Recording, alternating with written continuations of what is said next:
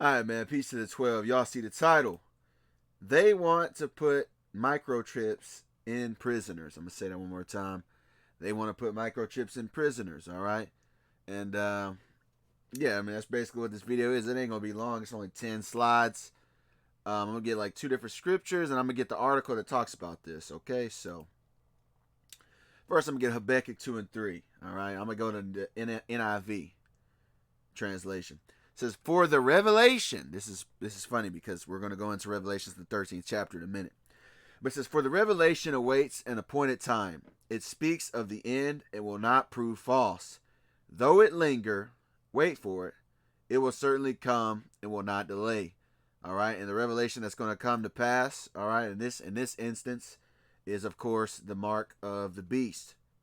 All right, the mark of the beast. You have all these brothers saying it's all these various things, but no, man, it's in the form of a chip, and this article is going to further solidify that. So, it's going to further solidify that. So let's get to it. So check this out. You can find this on corrections1.com. All right, it's a jail management. It's a thing that's about like everything prison related newsletter. So anyway, let's get it. It reads, how transdermal microchips could revolutionize prison security. See that? Transdermal microchips revolutionize prison security. You see it right there? Inserting the chip into this man. Invisible tracking and real-time alerts could prevent escapes and save lives inside correctional facilities. If implemented in prisons, transdermal microchips could change the way facilities track inmates due to their ability to provide instant location updates, detect medical emergencies before they escalate, and reduce the risk of escapes by eliminating blind spots in supervision. All right, so they're giving all their whole layout. Oh, this is why it'll be so impactful. All right, and this makes me think of a book also, which I'll probably go further into detail about this book. I've mentioned this book before.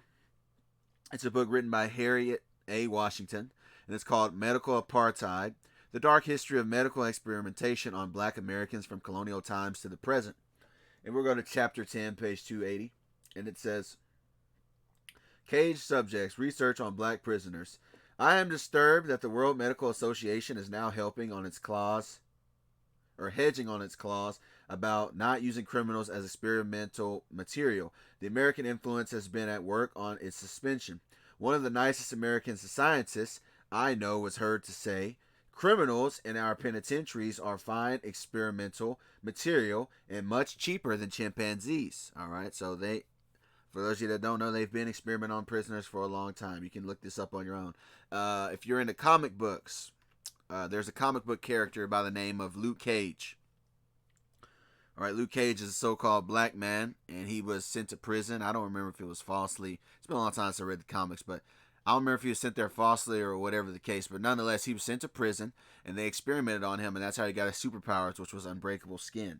All right, that was showing in a comic book sense what they really do, which is experiment on people that are in prisons.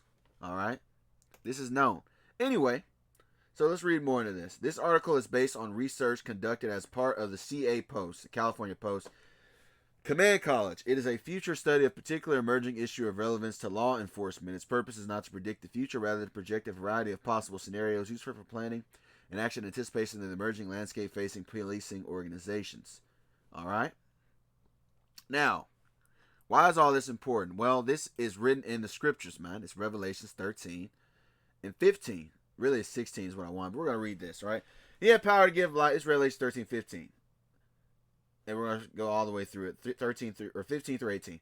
And he had power to give life unto the image of the beast, that the image of the beast should both speak and cause that as many as would not worship the image of the beast should be killed.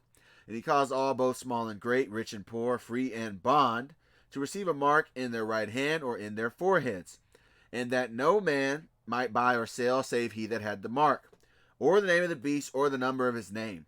Here is wisdom. Let him that hath understanding count the number of the beast, for it is number of a man, and his number is 600 which is 666.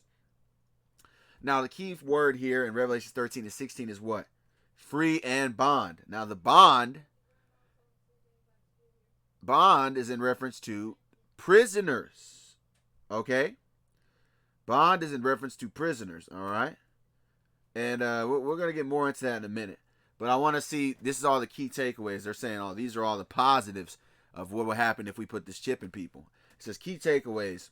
Transdermal microchips can prevent prison escapes in real time. Right? Biometric monitoring improves inmate medical response. Automated inmate tracking reduces human error and corrections. Security and privacy must be balanced in prison technology upgrades. Correctional facilities must modernize outdated tracking systems. So they're giving out all the reasons why they should do it. All right, now back to what I said. Other versions of Revelations 13 and 16 comes like this. All right. It also forced all people, great and small, rich and poor, free and slave, to receive a mark on their right hand and on their foreheads. All right. So a bond is a slave. Now you might say, well, a prisoner isn't a slave. Actually, he is. All right. When you read the 13th Amendment, all right, Section 1, it reads what? Neither slavery nor involuntary servitude, except as a punishment for a crime whereof the party shall have been duly convicted, shall exist within the United States or any place subject to their jurisdiction. So, slavery is legal if you're a prisoner, all right? So your modern day slaves in America are people in prison. And sure enough, who is in prison the most? All right, who they incarcerate the most? I think we all know the answer to that. So yeah, that's pretty much all I wanted to say, man. Like I said, it ain't gonna be a long video.